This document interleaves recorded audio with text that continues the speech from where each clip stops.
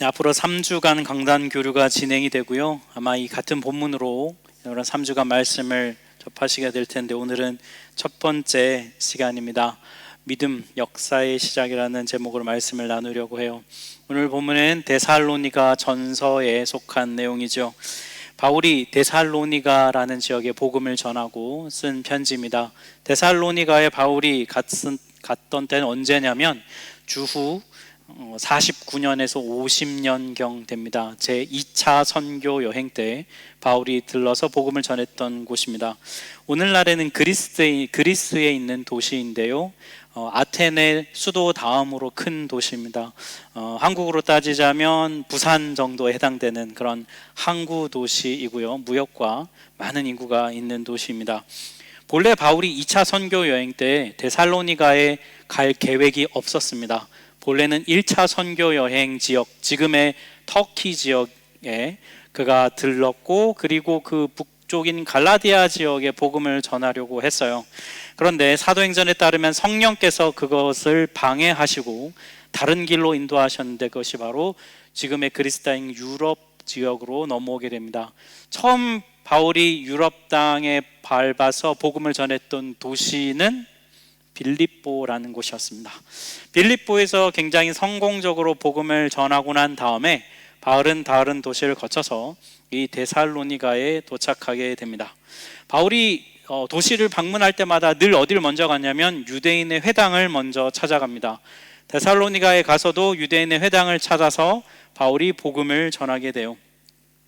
사도행전에 따르면 3번의 안식일, 즉 약 3주간에 걸쳐서 유대인의 회당에서 복음을 전한 것으로 그렇게 기록이 되어 있습니다.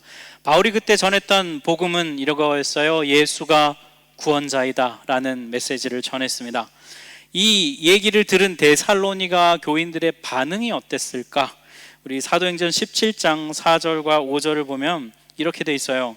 그 중에 어떤 사람 곧 경건한 헬라인의 큰 무리와 적지 않은 귀부인도 권함을 받고 바울과 실라를 따르나, 그러나 유대인들은 시기하여 저자의 어떤 불량한 사람들을 데리고 때를 지어 성을 소동하게 하여, 그러니까 일부는 바울이 전한 복음을 듣고 영접을 하고 받아들였습니다. 그런데 그런 사람들을 보면서 바울 일행을 시기하고 질투했던 유대인들이 사람들을 동원하여서 폭동을 일으켰습니다. 바울과 실라를 자기 집에 머물게 했던 야손이라는 사람이 있었는데요, 그 사람이 집에 찾아가서 그 사람을 끌어내고 그리고 법정에 끌고 가고 아주 도시를 시끄럽게 만들었어요. 그러는 바람에 결국 바울과 일행이 계속 머무르지 못하고 몰래 밤에 도망치듯 데살로니가를 떠나게 됩니다. 그리고 그 이후에 바울 일행은 베레아라고 하는 도시를 가게 돼요.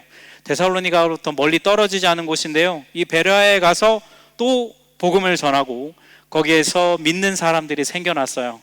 그래서 베레아에서 한창 사역을 하고 있는데 그 이야기를 누가 들었냐면 그 데살로니가에 있던 유대인들이 듣게 됩니다. 그래서 베레아까지 원정을 가요. 바울을 회방합니다. 공격해요. 그래서 어쩔 수 없이 바울이 또 도망치듯 베레아를 떠나게 됩니다. 그리고 바울은 아테네를 거쳐서 여러분이 많이 들어보신 고린도라고 하는 곳에 머물게 됩니다. 이 고린도라는 곳에 있을 때에 바울이 자신의 동역자 중 한 명이었던 디모데로부터 데살로니가 교회의 소식을 듣게 됩니다. 근데 디모데가 뭐라고 얘기하냐면 이 데살로니가 교회가 정말 복음을 잘 믿고 지키며 교회를 잘 지키고 있다는 이야기를 바울이 듣게 된 거예요. 바울은 자기가 데살로니가에 머물렀던 기간이 한 달 혹은 길어야 2달밖에 되지 않는 짧은 기간이었음에도 불구하고 이 데살로니가 교회 교인들이 복음을 지키고 있다는 얘기를 듣고 굉장한 마음의 위로와 그리고 큰 감동을 받습니다. 그래서 머물고 있던 고린도에서 데살로니가 교인들을 향해 편지를 쓰게 되는데, 그것이 바로 오늘 우리가 읽은 데살로니가 전서라고 하는 성경이에요. 바울이 1장 3절에서 보면 이렇게 말하고 있습니다. 우리 같이 한번 합독하겠습니다. 너희의 믿음의 역사와 사랑의 수고와 우리 주 예수 그리스도에 대한 소망의 인내를 우리 하나님 아버지 앞에서 끊임없이 기억함이니 바울이 보기에 데살로니가 교회에 세 가지 특징이 있었는데, 첫 번째는 믿음의 역사가 있었고, 그리고 두 번째는 그들의 사랑의 수고로움이 있었고, 세 번째는 그들이 어려움 속에서도 소망의 인내를 포기하지 않았다. 이 세 가지가 있었다는 거예요. 이 세 가지 특징이 이번 강단 교류에서 함께 나눌 주제인데, 저는 첫 번째인 데살로니가 교회에 나타난 믿음의 역사에 대해서 함께 여러분과 오늘 말씀을 나누려고 해요. 이런 귀한 세 가지 특징이 있었지만 데살로니가 교회가 놓여진 상황은, 객관적인 상황은 사실 그리 썩 좋지는 않았습니다. 네 가지 정도의 상황을 좀 살펴볼 텐데요. 첫 번째, 데살로니가 교회는 건물을 가진 교회가 아니었어요. 우리가 데살로니가 교회 이렇게 말하니까 오늘날처럼 교회 건물이 따로 있는 이런 교회를 생각하기가 쉽지만 결코 그렇지 않았습니다. 당시의 교회는 이렇게 가정에서 모이는 그런 모임이었어요. 교회라고 번역된 헬라어는 에클레시아인데, 에클레시아는 그냥 이런 교회만 얘기하는 게 아니라, 예를 들면 여러분들이 어떤 정치적인 집회에 나간다, 그것도 에클레시아고, 사람들의 모임이 모인 곳, 그건 그냥 다 에클레시아라고 말을 했어요. 여러분들 쉽게 얘기하면 셀 모임 아시죠? 근데 가정집에서 셀 모임 하면서 여러분 GQS 말씀을 나누고 같이 삶을 나누고 식탁 교제를 나누는 거, 그게 어쩌면 가장 데살로니가 교회에 더 가까운 모습이라고 생각하시면 될 것 같아요. 저 같은 목회자가 예배를 인도하거나 공식적인 순서가 있어서 하는 그런 것이 없는 모임이 바로 이 데살로니가 교회의 모임이었습니다. 건물이 따로 있지 않았다는 것이고요. 두 번째로 이 데살로니가 교회의 구성원들이 어땠냐면 다 초신자들이었습니다. 데살로니가 에클레시아 구성원들은 전부 다 바울에게 복음을 듣고 영접한 지 한 달 혹은 길어야 2달 정도밖에 안 되는 그런 사람들이었어요. 다 고만고만했습니다. 누가 리더가 있어서 누구를 양육해주고 도와주고 이런 것이 되지 않던 교회였어요. 그러니 여러분, 교회에 어떤 어려움이 있거나 교회에 어떤 상황이 생기면 어떻게 됐을까요? 다 처음 겪는 상황인 거예요. 누가 미리 경험이 있어서 이럴 때는 이렇게 해야 된다 이런 조언을 얻을 수도 없는 그런 상태, 그게 바로 데살로니가 교회의 상황이었고요. 세 번째로, 데살로니가 교회는 성경책이 없었습니다. 이들의 경전이 없었어요. 지금 이 데살로니가서 편지가 쓰일 때가 주후 50년쯤입니다. 근데 여러분, 이때는 우리가 오늘날 신약 성경이라고 일컫는 게 아무것도 없던 시대예요. 구약 성서는 있었습니다. 근데 그건 어디 있냐면 유대교 회당에만 있어요. 이들은 유대교 회당에서 모이지 않았잖아요. 그러니까 이들은 경전이 없었습니다. 그럼 이들은 모일 때마다 이들이 붙들었던 진리는 딱 하나, 바울이 전했던 메시지, 그게 전부였어요. 그러니까 이들이 모여가지고 바울이 자신들에게 전했던 메시지를 서로 다시 돌아보면서, 그때 이렇게 말했나? 아니야, 이렇게 말했지. 서로 그렇게 퍼즐 맞추듯 바울의 메시지, 들은 메시지만으로 하나님의 진리를 붙들고 살았던 사람들이 바로 데살로니가 교인들이었습니다. 그리고 마지막 네 번째, 아마 이게 제일 힘들었을 텐데, 이 데살로니가 교회 교인들을 향한 핍박과 박해가 있었어요. 앞에서 말씀드린 대로 당시 데살로니가 지역의 유력한 권력자들이 힘을 가지고 이 바울 일행을 시기하고 질투해서 핍박했습니다. 옆 도시 베레아까지 쫓아갈 만큼 열성적이었어요. 그랬던 사람들이니까 여러분, 데살로니가 교회 교인들을 가만히 둘 리가 없겠죠. 이들을 괴롭히고 힘들게 했음이 분명해요. 이런 어려움 가운데 있는 데살로니가 교회가 이 오늘 보면 3절을 보면 어떻게 바울로부터 칭찬을 받는 건강한 교회가 될 수 있었을까? 우리 3절 말씀 다시 같이 한번 합독하겠습니다. 너희의 믿음의 역사와 사랑의 수고와 우리 주 예수 그리스도에 대한 소망의 인내를 우리 하나님 아버지 앞에서 끊임없이 기억하미니. 데살로니가 교회가 열악하고 힘든 상황 속에서도 칭찬받는 건강한 교회가 될 수 있었던 이유는 바로 그들의 믿음 때문이었어요. 좀 더 정확하게 표현하면 그들이 만들어낸 믿음의 역사 때문이었습니다. 이 바울이 말하는 믿음의 역사, 이게 정확하게 여러분 무슨 뜻일까요? 역사라고 번역된 헬라어가 에르곤이라는 단어인데, 행동 혹은 행위 이런 뜻이에요. 그러니까 번역하면 믿음의 행위 이런 건데, 이래서 믿음의 역사를 풀어서 설명하면 이런 거예요, 여러분. 믿는 대로 행동한다, 믿는 대로 살아간다, 이런 뜻을 갖고 있어요. 그러니까 바울이 지금 데살로니가 교회 이렇게 칭찬하는 거예요. 너희 데살로니가 교인들은 정말 믿는 대로 살고 있구나, 이렇게 말하고 있는 거예요. 우리는 여기서 여러분 믿음이 가진 특징을 볼 수 있는데요, 믿음은 반드시 행동을 가져오게 된다는 거예요. 어떤 사람이 어떤 믿음을 가지고 있는지를 알고 싶으면 그 사람의 믿음을 물어보지 말고요, 그 사람의 행동을 보면 알아요. 아, 저 사람은 저런 믿음을 갖고 있구나. 바울이 보기에 데살로니가 교회가 놓인 상황이 녹록지 않았습니다. 신앙을 가진 지 얼마 안 된 초신자들이었습니다. 미성숙했고요, 또 일상생활을 살면서 그리스도인이라는 이유로 핍박을 받았습니다. 자신들을 그런 힘든 상황에서 격려하면서 버텨주는, 그런 지지해주는 리더도 없었어요. 그럼에도 불구하고 데살로니가 교인들은 바울에게 들은 내용을 진리라고 믿고 예수 그리스도를 영접하며 그리스도인으로 살았다는 거예요. 여러분, 성경책 없이 그냥 누군가에게 전해 들은 메시지만으로 예수를 믿으실 수 있겠습니까? 그것이 전부고, 그것이 들은 게 전부 다인데 이게 진리지라고 믿고 씨름하면서 삶에 어려움이 있어도 버텨내며 살아갈 수 있겠습니까? 데살로니가 교인들은 그렇게 했다는 거예요. 여러분, 우리가 때로 우리의 믿음을 점검할 때가 있습니다. 내가 잘 믿고 있나? 내 믿음이 온전치 않은 것 같아서 내 믿음이 괜찮나? 이렇게 스스로 자신의 믿음을 돌아볼 때가 있습니다. 그때 우리는 뭘 돌아봐야 되냐면 내 행동을 돌아봐야 돼요. 지난 일주일간 난 어떻게 살았지? 한 달간 나는 뭘 하며 살았지? 2025년 상반기에 나는 어떻게 내 주어진 삶을 살아냈지? 나는 이 나이 먹도록 뭐 하며 살았지? 여러분, 우리가 이루는 행동을 여러분 돌아봐야 됩니다. 나는 뭘 위해서 열심을 내며 살고 있을까? 나는 나한테 주어진 시간을 무엇을 위해 사용하고 있는가? 나의 에너지와 열정을 무엇을 위해 바치고 있는가? 나의 머리에 있는 생각 속에는 무엇으로 가득 차 있는가? 그게 여러분, 그게 내가 믿고 있는 것입니다. 믿음의 역사란 뭐냐면 내가 믿고 있는 대로 살아낸 내 삶의 흔적, 그게 바로 믿음의 역사예요. 바울은 데살로니가 교회의 믿음의 역사를 보니까 아, 너희들의 믿음이 진실되구나 알 수 있다는 거예요.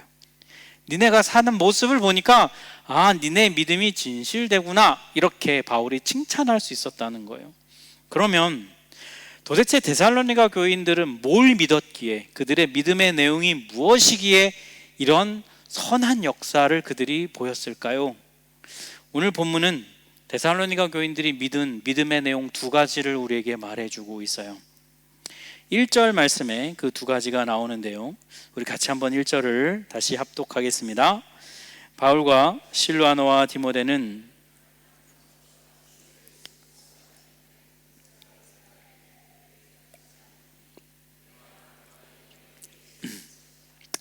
네, 1절 말씀은 얼핏 보면 그냥 바울이 늘상 하는 서신서의 편지글 인사말인 것 같은데, 잘 보면 데살로니가 교인들이 믿고 있는 내용이 나옵니다.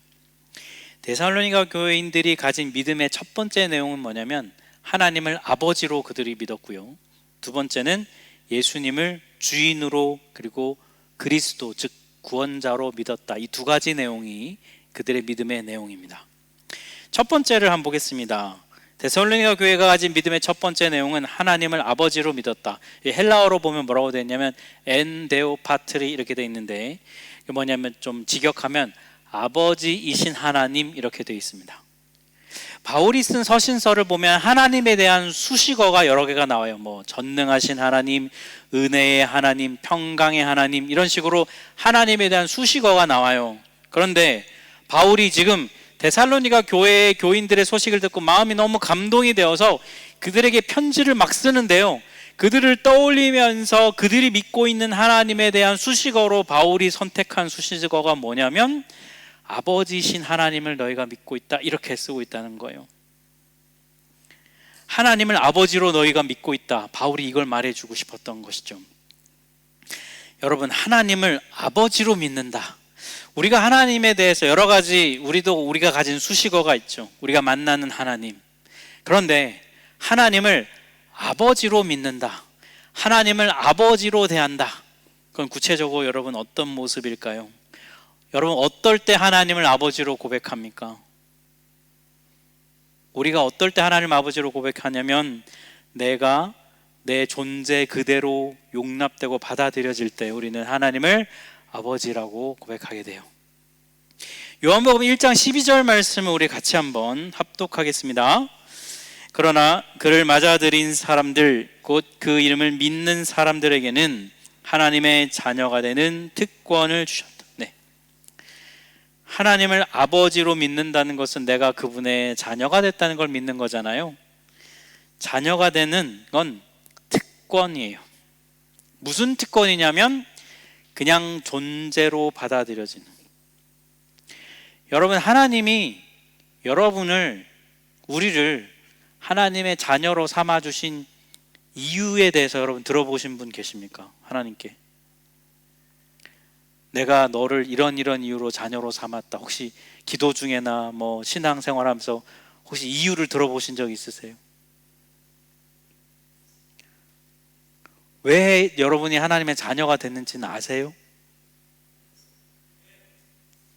아세요? 뭐였어요, 집사님? 네. 근데 박수호 집사님의 대답이 정답이에요, 여러분. 모르는 거예요, 여러분. 몰라야 정상이에요. 왜 내가 선택됐는지 알 수 없는 게 정상이에요. 바울이 살던 시대, 여러분, 그 로마 시대는요, 그 양자를 입양하는 그런 풍습이 많이 있었는데, 특히 부유층에 있는 사람이 물려줄 재산이 사람이 넉넉지 않을 때 입양해가지고요 아들을 삼아요. 그러면 입양된 아들은 그 순간부터 아버지부터 새로운 이름을 받고 전적인 아버지의 보호와 책임의 특권을 누리게 됩니다. 네. 사고를 치면 아버지가 커버해주는 그런 특권을 그 아들이 누린다는 거예요. 아마도 여러분 우리가 정확하게 모르지만 바울이 데살로니가 교회에서 3주간 4주간 복음을 전하면서 분명히 이런 메시지를 전했을 거예요. 원래 우리는 죄의 종이었어. 우리는 원래 하나님의 자녀가 아니었어. 그런데 하나님의 계획 속에서 하나님이 우리를 선택해 주셨어. 우리를 자녀 삼아 주셨어. 그래서 그 아들 예수 그리스도를 우리 대신에 십자가에서 죽고 부활하게 하셔서 우리의 죄값을 치루어 주시고 죄의 종이었던 우리를 당신의 자녀로 삼아 주셨어 라는 복음을 바울이 전했을 거예요. 자녀의 특권 중에서 제일 중요한 특권은 뭐냐면 받아들여지는 거예요. 용납되는 것입니다. 있는 그대로 용납. 혹시 이 자리에 자녀가 있으신 부모님들 중에서 애한테 밥값 아침 10유로, 점심 오늘 고기 들어갔으니까 5유로, 15유로 혹시 돈 받는 부모님 계십니까? 가끔 좀 성질나고 화나면 그런 말 할 때가 있죠. 너 밥값 내 이제 이렇게 할 때 있지만 그래서 진짜 받진 않잖아요. 우리가 빨래해주고 대신 돈 받거나 청소해주고 우리 그러지 않잖아요. 그냥 특권이죠. 자녀라는 이유만으로 받아들여지는 거죠. 받아들여진다는 건 여러분 뭐냐면 내 존재가 긍정되는 거예요. 사람이 누군가에게 용납된다는 것은 내 존재에 엄청난 긍정과 플러스가 되는 것입니다. 의미 있는 존재라는 것이죠. 자녀는 자신의 자녀됨을 입증하려고 막 노력하고 어떤 것들을 성취해서 하는 게 아니에요. 자녀는 그냥 자녀인 거예요. 그 존재 자체로. 여러분, 하나님으로부터 이런 은혜를 누리고 계십니까? 하나님께 나갈 때 막 이것도 잘못하고 저것도 잘못하고 이런 나를 받아들여 주실까? 신앙생활 10년, 20년 하는데 여러분 아직도 하나님께 그렇게 나가고 계세요? 데살로니가전서 1장 4절을 보면 바울이 이렇게 말합니다. 하나님의 사랑하심을 받은 형제들아 너희를 택하심을 아노라. 하나님 우리를 택하시면 여러분 이유가 없습니다. 그냥인 거예요. 그럼 여러분 자꾸 왜라고 묻지 말고 그냥 누리시면 돼요. 자녀된 특권을 받아 누리는 겁니다. 무엇보다 그 진리를 믿는 거예요. 그리고 여러분 뭐예요? 그 믿음답게 우리도 하나님을 사랑하며 순종하며 살아가는 것이죠. 여러분 진짜 이 진리를 믿으면 내가 하나님의 자녀이기 때문에 하나님께 받아들여졌다는 이 진리를 진짜로 믿는 사람의 삶에는 무슨 특징이 있을까요? 여러분 어떤 특징이 있을 것 같으세요? 이 세상을 분명히 담대하게 살아가게 될 거예요. 분명 두려움이 오고 어려움이 닥치지만 그러나 나한테 아버지가 있어 라고 하는 비빌 구석이 있고 기댈 곳이 있고 나를 받아들여 주시는 분이 있다는 그 믿음, 그게 그 사람 마음에 있을 거예요. 하나님께서 신명기 7장 7절을 보면 이스라엘 백성을 택하신 이유에 대해서 말합니다. 우리 같이 한번 합독하겠습니다. 여호와께서 너희를 기뻐하시고 너희를 택하심은 너희가 다른 민족보다 수요가 많기 때문이 아니니라. 너희는 오히려 모든 민족 중에 가장 적으니라. 네. 택하심에 여러분 무슨 잘나서 유능해서 택하신 게 아니라는 거예요. 그런 우리의 상식선에서 하나님이 그런 식으로 택하시지 않는다는 거예요. 네가 별 볼일 없어 보여도 넌 내 자녀라는 거예요. 너 때문에 난 너무 기쁘다는 거예요. 사랑스럽다는 거예요. 여러분 제발 이 진리를 믿음으로 받아들이시기 바랍니다. 이게 여러분 우리가 마땅히 누려야 할 특권이에요. 특권. 이 진리를 믿음으로 두려움 없이, 또 때로는 염려가 온다 해도 잠깐 그런 염려에 빠지고 두렵다 해도 이 진리로 인해서 다시 담대하게 세상을 살아갈 수 있는 하나님의 자녀가 되시길 축복합니다. 여러분 두 번째로 데살로니가 교회 교인들이 믿음 두 번째 내용이 뭐냐면 예수님을 삶의 주인으로 구원자로 믿었다는 것입니다. 1절 말씀에 보면 주 예수 그리스도 안에 있는 데살로니가인의 교회 이렇게 말씀해요. 자, 주 예수 그리스도, 여러분 이거 우리가 하도 많이 그냥 읽고 접해서 그냥 그런가 보다 하지만 바울이 데살로니가 전서를 쓸 당시에 주 예수 그리스도라고 하는 표현은 굉장히 낯선 표현입니다. 이리고 굉장히 의미 있는 표현이에요. 주 예수 그리스도라는 이 표현이 갖고 있는 뜻이 뭐냐면 예수님이 내 삶의 주인이고 그분이 나의 구원자이다, 이런 뜻이에요. 바울 당시에 이 고백은 굉장히 의미 있는 고백입니다. 왜냐하면 당시 사람들은 내 삶의 주인을 로마 황제라고 고백하던 시기, 로마 황제가 구원자라고 고백하던 시기입니다. 그런데 주 예수 그리스도, 즉 로마 황제가 아니라 예수가 내 삶의 주인이고 구원자다, 이 고백은 데살로니가 교인들의 삶에 큰 변화를 가져다 주었을 거예요. 왜냐하면 더 이상 로마 황제의 뜻을 따르지 않고 이제는 예수의 가르침, 예수의 삶대로 살아가겠다, 거기에 순종하겠다는 결단의 고백이 담겨 있는 그런 고백이기 때문입니다. 여러분 우리는 어떻습니까? 예수님을 삶의 주인으로 인정하고 영접한 이후에 여러분 나의 삶은, 우리의 삶은 어떻게 변화되어져 가고 있습니까? 내가 말하는 내용이 변화됐습니까? 내가 생각하는 방식이 변화됐습니까? 내가 사람들을 대하는, 사람들에 대해 느끼는 태도의 변화가 있습니까?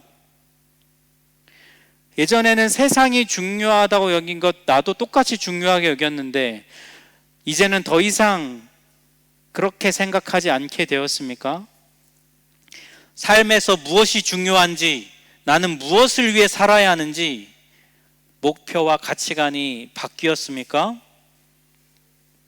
그렇다면 여러분, 진짜 예수님이 주인 되신 삶, 예수를 주 예수 그리스도라고 고백하는 사람이 맞아요. 여러분, 내가 돈을 쓰는 방식, 여러분이 삶에서 돈을 사용하는 방식은 복음서에서 예수님이 가르쳐 주신 방식대로 그렇게 살아가고 있습니까? 잘못한 사람을 끝까지 용서하라고 하신 예수님의 말씀대로 살아내고 있습니까? 그게 바로 믿음의 역사예요. 무엇보다 여러분, 이 믿음은 개인적인 것만 있는 것 같지만 믿음의 역사는 어디에서 가장 잘 확인되냐면 공동체 안에서 가장 잘 확인이 됩니다. 나 스스로를 돌아볼 때 내 믿음이 잘하고 있는지 아닌지, 내 믿음의 역사가 올바르게 잘 드러나서 내 믿음이 괜찮은지를 스스로는 사실 좀 잘 모를 수 있어요. 그런데 믿음의 역사가 가장 잘 드러나는 곳은 바로 공동체 안에서 가장 잘 드러나게 돼요. 믿음은 공동체를 통해서 배우고 자라게 돼요. 여러분 한번 잘 생각해 보세요. 여러분이 어디에서 믿음을 배웠나? 지금 내가 이 자리에 오기까지 나의 믿음이 성장했다면 그것은 어디에서 배웠을까? 누구를 보면서 배웠을까? 다 여러분 공동체를 통해서 보고 배우셨을 거예요. 최근에 제가 이제 양육이나 신방을 통해서 성도분들을 만나고 있습니다. 만나는 대화 중에서 저한테 공통적으로 좀 들려오는 그런 내용들이 있어요. 그건 바로 우리 하나교회 공동체를 통해서 믿음을 배우고 있고 믿음이 자라고 있다는 그런 이야기들을 듣게 됩니다. 셀원들의 나눔을 이렇게 들으면서 아, 그리스도인은 이렇게 생각하는 거구나, 아, 그리스도인은 이렇게 살아가는 거구나 라는 것을 배운다는 것을 얘기를 듣게 됩니다. 또 굉장히 아픔과 고난 중에 지금 살아가고 있지만 셀론들의 섬김과 사랑을 통해서 또 성도들의 사랑과 기도를 통해서 다시 믿음의 회복의 소망을 품고 있다는 그런 얘기들을 듣게 됩니다. 제가 그런 고백을 들으면 참 감사했어요. 왜냐하면 바로 그런 게 믿음의 역사거든요. 우리 하나교회가 5년 5살쯤 되었습니다. 뭐 완전하지는 않습니다. 완벽하진 않아요. 그러나 우리 안에 다른 누군가의 믿음의 역사를 통하여서 그 양분을 먹고 자라고 있고 성장하고 있다는 얘기를 들으니 정말 마음에 큰 기쁨과 감사가 있었어요. 우리 하나교회 성도 한 사람 한 사람, 저를 포함해서요, 이 자리에 있는 우리 모두가 다 내가 믿고 있는 예수를 주 예수 그리스도로 고백하면서 하나님을 아버지라고 믿으면서 그렇게 우리 주어진 삶을 살아가잖아요. 그러면 진짜 진실한 그 믿음을 통해 우리의 겉으로 드러나는 행동이 드러나면요, 거기에 역사가 일어난다는 거예요. 하나님께서 그것을 사용하셔서 그걸 통해 하나님의 나라를 우리 가운데 그리고 다른 누군가의 삶 가운데 시작하신다는 것입니다.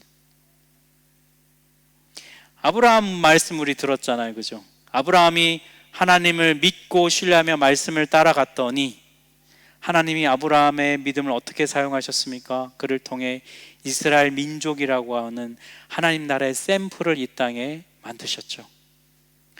바울이라고 한 한 사람이 예수를 주 예수 그리스도라고 고백했더니 하나님은 바울을 통하여 이방 민족들에게 예수가 주인이다, 예수가 구원자라고 하는 고백을 하게 하시고 이방 민족에 복음이 전해지며 교회가 세워지는 역사를 이루셨습니다. 나의 믿음이요, 여러분, 내가 믿는 믿음이 그냥 나 하나 잘 믿고 끝날 것 같지만 결코 하나님은 그렇게 하시지 않습니다. 나의 진실한 믿음을 통하여 하나님은 역사를 일으키시고 이 땅에 하나님의 나라를 만들어 가세요. 공동체가 세워지게 하시고 나를 통해 다른 누군가가 또 다른 믿음의 역사를 이루게 하는 통로가 되게 하십니다. 그래서 바울이 1장 2절에 이렇게 선포합니다. 우리 같이 한번 합독할까요? 우리가 너희 모두로 말미암아 항상 하나님께 감사하며 기도할 때 너희를 기억함. 네. 바울이 데살로니가 교회 누구 한두 명이 아니라요, 그 교인들을 기억할 때 그들을 축복하며 중보하며 그들을 통해 감사할 수 있는 그런 고백을 하고 있습니다. 믿음의 역사가 일어나는 곳에 이런 진실한 고백이 있어요. 서로가 서로를 보며 감사하고 서로가 서로의 삶이 세워지는 것을 보며 함께 기뻐하고 함께 즐거워하는 것. 사실 제가 오늘 1부 예배 이제 끝나고 2부 예배 사이에 왠지 막 마음이 좀 지치고 체력적으로도 지치는 것 같고 좀 지친다 오늘, 막 이런 마음이 들었는데요, 본당에 와서 이런 여러분들과 인사를 하다 보니 이상하게 막 힘이 솟는 제 자신을 발견했어요. 그래서 제가 첫 인사를 당신을 보는 힘이 납니다, 이 인사를 제가 시킨 거예요. 사실 저의 고백이었어요. 여러분 그게 공동체가 가진 이 힘입니다. 서로를 보며 믿음의 역사를 통해 격려하고 위로하며 저 사람이 저렇게 되는구나 함께 기뻐할 수 있는 것. 우리 하나교회도 데살로니가 교회에 있었던 믿음의 역사가 일어나서 이런 칭찬과 서로를 위한 진실어린 중보와 하나님께 감사가 있는 우리 하나교회가 되기를 주님의 이름으로 축복합니다.